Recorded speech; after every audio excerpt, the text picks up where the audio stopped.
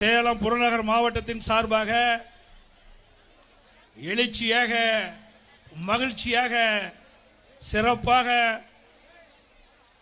அற்புதமாக தைப்பொங்கல் திருநாளில் தைப்பொங்கல் வைக்கின்ற விழா நிகழ்ச்சியிலே கலந்து கொண்டு தலைமை பொறுப்பேற்றுகின்ற மாவட்ட கழக செயலாளர் அறிவு சகோதரர் திரு ஆர் இளங்கோவன் அவர்களே, நிகழ்ச்சியிலே கலந்து கொண்டு சிறப்பித்துக் கொண்டிருக்கின்ற அமைப்பு அண்ணன் திரு எஸ் செம்மலை அவர்களே, இந்த தொகுதியினுடைய சட்டப்பேரவை உறுப்பினர் அறிவு திரு ராஜா என்ற ராஜமுத்து அவர்களே, இந்த தைப்பொங்கல் விழா நிகழ்ச்சி புத்தூர் பகுதியிலே நம்முடைய சகோதரிகளால் எழுச்சியாக பொங்கல் வைக்கின்ற விழா நிகழ்ச்சியை சிறப்போடு ஏற்பாடு செய்த ஒன்றிய கழகத்தினுடைய செயலாளர் வரதராஜ் அவர்களே,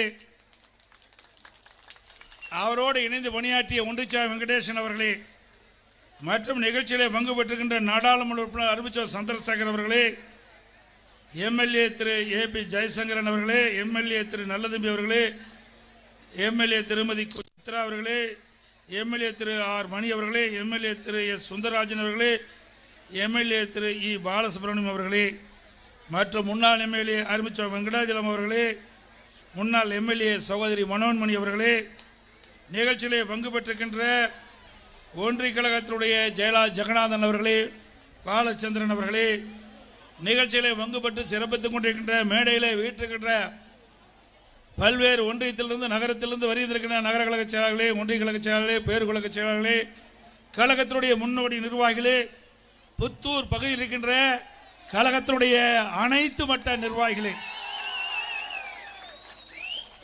108 பொங்கல் கொண்ட இங்கே வைத்து இன்றைக்கு இந்த தை திருநாளிலே பொங்கல் விழா நிகழ்ச்சியை சீரோடும் சிறப்போடும் இன்றைக்கு அடித்தளம் வைத்த 108 பொங்கல் வைத்த சகோதரிகளே, வாரியிருந்து சிறப்பித்துக் கொண்டிருக்கின்ற பெரியவர்களை, தாய்மார்களை, கழக உடன்பிறப்புகளை, விவசாய பகுதி மக்களே, இந்த வீர விளையாட்டு விளையாடுகின்ற ஜல்லிக்கட்டு வீரர்களே, இந்த நிகழ்ச்சியிலே இன்றைக்கு கும்மியாட்டம் ஆடிய சகோதரிகளே, இந்த நிகழ்ச்சியிலே காளைகளை கொண்டு வந்து காட்சிப்படுத்திய அந்த அருமை சகோதரர்களே, அனைவருக்கும் பத்திரிகையாளர்களே, ஊடகங்களே, அனைவருக்கும் என்னுடைய முதற்க நன்றி கலந்த வணக்கத்தை இந்த நேரத்திலே உறுத்தாக்கி, இன்றைக்கு தை திருநாளிலே புத்தூர் கிராமமே மகிழ்ச்சியோடு இருக்கின்ற காட்சியை பார்க்கிறேன். நானும் கிராமத்தில் பிறந்து வளர்ந்தவன். இந்த திருநாள் உழவனுடைய திருநாள், விவசாயிகளுடைய திருநாள். ரத்தத்தை வீரவியாக மண்ணிலே சிந்தி இரவென்றும் பகலென்றும் பாராமல் உழைக்கின்ற அந்த விவசாயியுடைய திருநாள் தை திருநாள். அந்த தை திருநாளிலே நானும் விவசாயி என்ற முறையிலே உங்களோடு விவசாயிகளோடு சேர்ந்து இந்த பொங்கல் விழா நிகழ்ச்சியிலே கலந்து கொண்டு உங்கள் மகிழ்ச்சியோடு நானும் மகிழ்ச்சியாக இந்த தை திருநாளிலே தைப்பொங்கலிலே கலந்து கொண்டுள்ளது மற்றற்ற மகிழ்ச்சி அளிக்கின்றது. எத்தனையோ பொங்கல் இருக்கின்றன, எத்தனையோ திருவிழாக்கள் வருகிறது. ஆனால் கிராமத்திலே இருக்கின்றவர்கள், நாட்டு மக்களுக்கு உணவளிக்கின்றவர், அந்த உழவனுடைய திருநாள் இந்த தைப்பொங்கல் தான் என்பதை நினைவு கூற கடமைப்பட்டிருக்கின்றேன். இந்த நன்னாள் ஒரு சிறந்த நாள். தை பிறந்தால் வழி பிறக்கும். இன்றைக்கு நாட்டு மக்களுக்கு வழிபிரிக்கின்ற நாள் தை திருநாள். 2025 ஆண்டு ஒரு சிறப்பான ஆண்டாக அமைந்து அடுத்து வருகின்ற 2026 ஆண்டில் நாம் தை பொங்கலை கொண்டாடுகின்ற பொழுது அந்த மகிழ்ச்சியான நாளிலே, ஒரு எழுச்சியான நாளிலே இந்த தீய சக்தி திமுகவை வேரோடு அழிக்கின்ற நாளாக அமையும். நாட்டு மக்களுக்கு தீங்கு செய்கின்ற இயக்கம், மக்கள் வராத ஆட்சி அகற்றுகின்ற ஆண்டாக அடுத்த ஆண்டு அமைவதற்கு முன்னோடி ஆண்டாக இந்த ஆண்டு அமைந்துள்ளது என்பதை நேரத்திலே நினைவு கூற கடமைப்பட்டிருக்கின்றேன். இன்றைக்கு அனைத்து இந்திய அண்ணா திராவிட முன்னேற்ற கழக ஆட்சியிலே ஏராளமான திட்டங்களை விவசாயிகளுக்காக வாரி வழங்கினோம். நான் ஒரு விவசாயி என்ற காரணத்தினாலே விவசாயிகள் பாடுகின்ற துன்பங்கள், துயரங்கள், வேதனைகள் முழுவதும் நான் உணர்ந்தவன். அந்த அடிப்படையிலே விவசாயிகளுக்கு எந்தெந்த வகையிலே நன்மை செய்ய வேண்டும் என்று கண்டறிந்து அதையெல்லாம் வேளாண் பெருமக்களுக்கும் வேளாண் தொழிலாளிகளுக்கும் அம்மாவுடைய அரசு செயல்படுத்தியது. இன்றைக்கு கிராமத்திலிருந்து நகரம் வரை அனைத்து மக்களுக்கும் உணவளிக்கின்றவர்கள் விவசாய தொழிலாளிகள். அவர்களுக்கு வெயில் கிடையாது, மழை கிடையாது, எந்த நாளையும் எதிர்பார்க்குவது கிடையாது. இரவு பகல் வாராமல் உழைக்கின்ற உழைப்பாளி விவசாயி. அவர்கள் ஏற்றம் பெறுவதற்காக அதிமுக ஆட்சியிலே ஏற்றமான திட்டங்களை கொண்டு வந்து நடைமுறைப்படுத்தி அதனால் தமிழ்நாடு வேளாண் உற்பத்தியிலே ஒரு சாதனையை படைத்தது. தொடர்ந்து 5 ஆண்டு காலம் உணவு தானிய உற்பத்தியில் இந்தியாவிலேயே கிஸ் கர்மான் என்ற விருதை பெற்றது. அந்த அளவுக்கு வேளாண் பெருமக்களுடைய உழைப்பு அபரிதமானது. அவர்களுக்கு தேவையான உதவி செய்தது அம்மாவுடைய அரசு. இன்றைக்கு வறட்சி வந்தது, பாதிக்கப்பட்ட விவசாயிகளுக்கு வறட்சி நிவாரணம் கொடுத்தோம். புயல் வெள்ளம், விவசாயி பாதிக்கப்பட்டாங்க. பாதிக்கப்பட்ட விவசாயிகளுக்கு அரசாங்கத்தின் சார்பாக உதவித்தொகை, விளைபொருளுக்கு தேவையான விலைகள் கிடைக்கப்பட்டன. விவசாயிகள் மகிழ்ச்சியோடு வாழ்ந்த காலம் அதிமுக காலம். இன்றைக்கு விவசாயியுடைய காவலன் என்று சொன்னால் அது அதிமுகவுக்கு தான் பொருந்தும். அந்த அளவுக்கு விவசாயிகளை நேசித்த அரசு அதிமுக அரசாங்கம். இன்றைய ஆட்சியாளர்கள் 2021 சட்டமன்ற பொதுத் தேர்தலின் போது கவர்ச்சிகரமான திட்டங்களை அறிவித்தார்கள். அதை நம்பி மக்கள் வாக்களித்தார்கள். அதனால் கொள்ளைப்புறத்தின் வழியாக திமுக ஆட்சிக்கு வந்தது. ஆட்சி பொறுப்பேற்று 4 ஆண்டு காலம் உருண்டோடிவிட்டது. இந்த 4 ஆண்டு காலத்தில் நாட்டு மக்களுக்கு என்ன நன்மை செய்தார் என்று பார்க்கின்ற பொழுது பூஜ்ஜியம் தான் கிடைக்கப்பட்டது. எந்த நன்மையும் மக்களுக்கு கிடைக்கவில்லை. மக்களுக்கு நன்மை கிடைக்கவில்லை, வீட்டு மக்களுக்கு நன்மை கிடைத்ததுதான் இந்த ஆட்சியுடைய சாதனை. குடும்பத்தில் இருக்கின்றவர்களுக்கு ஆட்சி அதிகாரத்துக்கு வருவதற்காக இந்த ஆட்சியை பயன்படுத்திக் கொண்டிருக்கின்றார்கள். இன்றைக்கு நாட்டுக்கு ஒரு முதலமைச்சர், ஆனால் திராவிட முன்னேற்ற கழக அரசிலே 4 முதலமைச்சர் இன்றைக்கு நாட்டை ஆட்டிப்படுத்திக் கொண்டிருக்கின்றார்கள். அதற்கெல்லாம் முடிவு கேட்கின்ற தேர்தல் 2026 தேர்தலாக இருக்க வேண்டும். இன்றைக்கு விவசாயிகள் நன்மை பெற வேண்டும் என்பதற்காக விவசாயிகள் உபதொழில் கால்நடை வளர்ப்பு, இன்றைக்கு பசுக்களை வளர்க்கிறாங்க, ஆடுகளை வளர்க்கிறாங்க, கோழிகளை வளர்க்கிறாங்க. இப்படி கால்நடை உபதொழிலாக இருப்பது வேளாண் பெருமக்களுக்கு. அப்படிப்பட்ட கால்நடை செல்வங்களை சிறப்பாக பேணி காக்க வேண்டும். இன்றைக்கு கலப்பின பசுக்களை உருவாக்கி தருகிறோம், கலப்பின ஆடுகளை தருகிறோம், கலப்பின கோழிகள். இதனால் பொருளாதாரம் கிராமத்தில் வளர வேண்டும். அதற்காக கொண்டு வந்த திட்டம் கால்நடை பூங்கா. நேற்று தினம் மனசு எப்படி திறந்திருக்கிறார். இன்னைக்கு நான் பேசணும்னு தெரியும். 3 ஆண்டு காலமாக பூட்டி வச்சிருந்தாங்க. 1000 கோடி. இந்த வேளாண் பெருமக்கள் வந்திருக்கிறீங்களே, என் முன் கண் முன் நிற்கின்றீங்களே, வேளாண் பெருமக்கள், வேளாண் தொழிலாளர்கள், அவருடைய வாழ்வு மலர வேண்டும், பொருளாதாரம் கிடைக்க வேண்டும் என்பதற்காக 1000 கோடியில் 1000 ஏக்கர்ல பிரம்மாண்டமான, இந்தியாவிலேயே பிரம்மாண்டமான கால்நடை பூங்காவை கட்டி நேற்றைய தினம் தான் மனசு முதலமைச்சர் திறந்து வச்சிருக்கிறார். இன்னும் அது முழுமை பெறல. ஏன்னா இது முழுமை பெற்றால் அதிமுக கட்சிக்கு புகழ் வந்துடும். ஏற்கனவே அதிமுக அரசாங்கம் தான் அதற்கு பெருமை வந்துடும் என்று கருதி அதை கிடப்பில் போட்டிருந்தாங்க. நாங்கள் சட்டமன்றத்தில் பேசி, பொதுக்கூட்டத்தில் பேசி, விவசாய பெருமக்கள் அங்கே போராட்டத்தை நடத்தி, எங்களுடைய சட்டமன்ற உறுப்பினர்களை போராட்டத்தை நடத்தி, அதற்கு பிறகுதான் நேற்றைய தினம் மனசு முதலமைச்சர் இன்றைக்கு கெங்கவள்ளி சட்டமன்ற தொகுதியில் தலைவாசல் கூட்டு ரோட்டிலே கட்டப்பட்ட பிரம்மாண்டமான கால்நடை பூங்காவை திறந்து வச்சிருக்கிறாங்க. அந்த கால்நடை பூங்காவில் இன்றைக்கு நம்முடைய விவசாயிகள், இங்கே கூட பசு இருக்குது, பார்த்தோம், காளைகள் இருக்குது, அருமையான காளைகள், தரமான பசு. அந்த ஆராய்ச்சி நிலையத்திலிருந்து நாங்கள் உருவாக்கி தருவாங்க. நம்முடைய பசு ஒரு 10 லிட்டர் ஒரு நாளைக்கு கறக்கும். கலப்பின பசு ஒரு நாளைக்கு 35 லிட்டர் கொடுக்கும். கலப்பின பசு 35 லிட்டர் கொடுக்கும். அந்த கலப்பின பசுவை அந்த கால்நடை பூங்காவில் உருவாக்கி இலவசமாக விவசாய தொழிலாளி கொடுக்குறோம். அப்போ பொருளாதார மேம்பாடு அடையும். அப்பத்தான் விவசாயி மகிழ்ச்சி அடைய முடியும். விவசாயிகளுக்கு பொருளாதாரம் கிடைக்கும். விவசாய தொழிலாளி அவர்களுக்கு வருமானம் கிடைக்கும். நீ 2 பசு வச்சு ஒரு நாளைக்கு 20 லிட்டர் ஊத்துனீங்கன்னா, இந்த கலப்பின பசுகள் கொடுப்பதன் மூலமாக 2 பசு 70 லிட்டர் பால் கொடுக்கும்.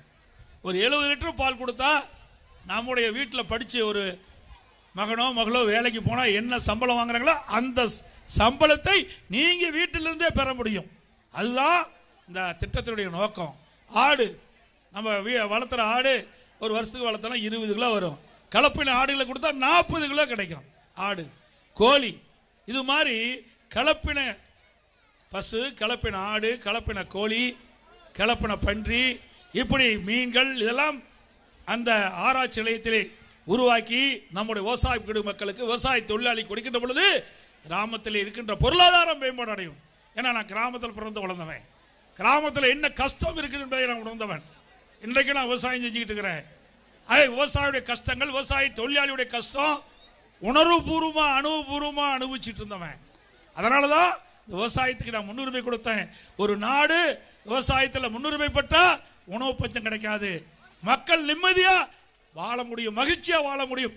அதற்கு உணவு உற்பத்தி தேவை. அதுக்காகத்தான் வேளாண் பெருமக்களை கண்ணை எமைகாப்பதை போல அம்மாவுடைய அரசு பாதுகாத்தது என்பதை நேரத்தில் சுட்டிக்காட்ட விளைகின்றேன். அதே மாதிரி விவசாயிகளுக்கு மும்முனை மின்சாரம். எப்போ விவசாயிகள் போனாலும் பம்பு செட்டுக்கு அங்கே கரண்ட் ஆப்ரேட் பண்ணால் மின்சார மோட்டார் ஓடும். 24 மணி நேரம் மும்முனை மின்சாரம் கொடுத்தான். அதையும் இந்த ஆட்சியில் துண்டிச்சுட்டாங்க. பயிர் காப்பீட்டு திட்டம் கொண்டாந்தோம், விவசாயிகளுக்கு கடன் தள்ளுபடி செஞ்சோம். அதேபோல் கிராமத்தில் வாழ்கின்ற விவசாய தொழிலாளிக்கு பசு வீடுகளை கொடுத்தோம். இப்படி பல திட்டங்களை கொடுத்தோம். கிராமத்தில் இருக்கின்ற மக்கள் தங்குதல் இல்லாமல் அற்புதமான தார் ரோடு. இந்தியாவிலேயே கிராமத்தில் சிறப்பான தார் ரோடு போட்ட ஒரே அரசாங்கம் அதிமுக அரசாங்கம் தான், வேற எந்த அரசாங்கத்திலும் இல்லை. அதே போல் ஏரிகள்லாம் தூர்வாரணும், குடிமராமத்து திட்டத்தை கொண்டாந்தேன். அங்கங்கே இருக்கின்ற ஏரிகள், அங்கு இருக்கின்ற விவசாயிகளே அந்த வண்டன் மண்ணை அள்ளி தங்களுடைய நிலத்திற்கு இயற்கை உரமாக பயன்படுத்தலாம். அந்த வண்டன் மண்ணை அள்ளி அந்த விவசாய நிலத்திற்கு பயன்படுத்துகின்ற பொழுது உற்பத்தி பெருகும், நல்ல விளைச்சல் கொடுக்கும். இதையெல்லாம் அதிமுக ஆட்சியில் கொண்டு வந்தோம். அதெல்லாம் கிடப்பில் போட்டான். தடுப்பனை எங்கெங்கெல்லாம் வீணாக போய் மழை பெய்கின்ற நீர் அந்த நதியின் வழியாக ஓடை நதியாக போய் கடலில் கலக்குது, ஆற்றுல கலக்குது. அப்படி அந்த நீர் அங்கேயே தேக்கி தடுப்பனை கட்டி நிலத்தடி நீரை உயர்த்துகின்ற அரசாகமாக அதிமுக அரசு இருந்தது என்பதை நேரத்தில் தெரிவித்து, அதிமுக அரசு உங்களுடைய அரசு, கிராமப்புற மக்களுடைய வளர்ச்சிக்காக அடித்தளம் விழுகின்ற அரசு. இன்றைக்கு கிராமம் எழுச்சி பெற வேண்டும், கிராமம் வளர வேண்டும். ஆக நகரம் வளரக்கூடாது என்பதல்ல, கிராமம் வளர்ந்தா நகரம் தானா வளரும். பொருளாதார உற்பத்தி இங்கே வந்தா இங்கிருந்தே போய் நம்ம நகரத்தில் போய் பொருள் வாங்குவோம். நகரத்தில் இருக்கிறதுக்கு விற்பனை ஆகும்னா இங்கே கிராம பொருளாதாரம் வளர வேண்டும். கிராமத்தில் இருக்கின்ற மக்களுக்கு பொருளாதாரம் தடையில்லாமல் கிடைச்சா தான் நகரத்தில் இருக்கிற மக்களும் அவர்களும் மகிழ்ச்சியாக வாழ முடியும். ஆக இரண்டுக்கு பாலமாக இருந்து செயல்பட்ட அரசாங்கம் அதிமுக அரசாங்கம். இன்றைக்கு நம்முடைய கிராமத்தில் இருக்கிற குழந்தைகள், இன்னைக்கு அரசாங்க பள்ளி அதிகமாக இருப்பது கிராமத்தில் தான்.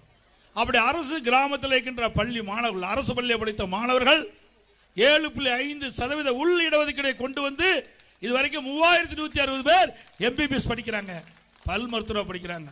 இந்த உள் இடஒதுக்கீட்டின் மூலமாக இன்றைக்கு கிராமத்தினுடைய கிராம அரசு பள்ளியை படிக்கின்ற நம்முடைய மாணவ செல்வங்கள் இன்றைக்கு மருத்துவக் கல்வி படிக்கக்கூடிய அளவிற்கு அதிமுக ஆட்சியில் தான் திட்டத்தை கொண்டாந்து நடைமுறைப்படுத்தினோம். இன்றைக்கு கிராமத்தில் வாழ்கின்ற ஏழை எளிய குடும்பத்தில் பிறந்த மாணவ மாணவிக்கு அம்மா இருக்கின்ற பொழுது நிறைய திட்டம். இன்றைக்கு விலையெல்லாம் புத்தகம், நோட்டு கொண்டு வரதுக்கு, பைய, பள்ளிக்கு போகிறதுக்கு சைக்கிள், அறிவுபூர்வமான கல்வி கிடைக்க மடிக்கணி எல்லாம் நிறுத்தின ஆட்சி இந்த விடியா திமுக ஆட்சி. ஆகவே வருகின்ற சட்டமன்ற தேர்தல் 2026 சட்டமன்ற தேர்தலிலே நாம் இப்போ எப்படி மகிழ்ச்சியோடு இருக்குமோ அப்படி மகிழ்ச்சியோடு அதிமுக ஆட்சியை அமர வைக்க வேண்டும். மக்களோட ஆட்சியை அகற்றப்பட வேண்டும். அதற்காக நாம் இரவு பகல் வாராமல் உழைக்க வேண்டும். அனைத்து தர மக்களும் அதிமுக ஆதரவளிக்க வேண்டும். குறிப்பாக விவசாயிகள், விவசாய தொழிலாளர்கள், மாணவர்கள், தொழிலாளர் நண்பர்கள் அத்தனை பேரும் ஒருங்கிணைந்து மீண்டும் ஒரு நல்ல ஆட்சி, பொன்மலைச்செம்மல் புரட்சி தலைவர் எம்ஜிஆருடைய ஆட்சி, அம்மாவுடைய ஆட்சி தமிழகத்திலே மலர நீங்கள் அத்தனை பேரும் ஒத்துழைப்பு தர வேண்டும் என்று இந்த நேரத்தில் தெரிவித்து, இன்றைக்கு புத்தூர் கிராமமே மகிழ்ச்சி கடலில் இன்றைக்கு திகழ்த்து கொண்டிருக்கின்றது. இங்கே 108 பொங்கல் வைத்த அனைவருக்கும் தைப்பொங்கல் நல்வாழ்த்துக்கள். நன்றி, வணக்கம்.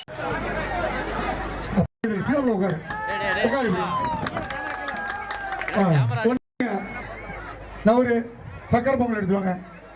சக்கரை பொங்கல் குடு வரதராஜ் வரதராஜ் வரதராஜ்